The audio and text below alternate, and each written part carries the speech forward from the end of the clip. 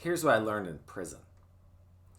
A few years ago, a friend of mine asked me if I'd like to volunteer for the weekend at a super maximum security prison called Pelican Bay. Now, because I like to say yes to opportunities, I said, why not? I had no idea what I was getting into. When we arrived, it was like nothing I could have imagined. You can imagine the range of emotion we were all feeling when we saw the faces of the people that were in that institution.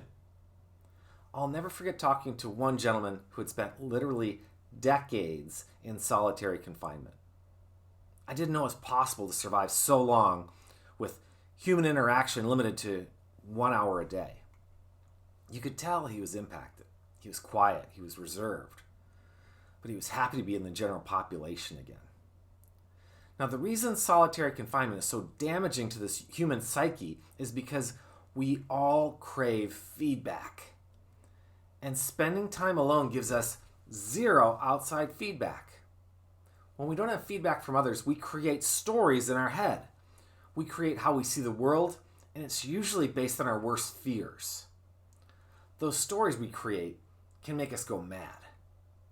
Now, we're just realizing the torture we're putting people through in solitary confinement. And we can learn from this mistake. We can learn to give feedback, positive and negative feedback. And if the feedback is done well, it's craved by all people. Now, don't think you're doing anyone a favor by holding back on an opportunity to tell people the great job they're doing or even where they can improve. We all crave feedback like we crave food, water, and freedom. Thanks for watching. See you next time on 2 Minute Mindsets.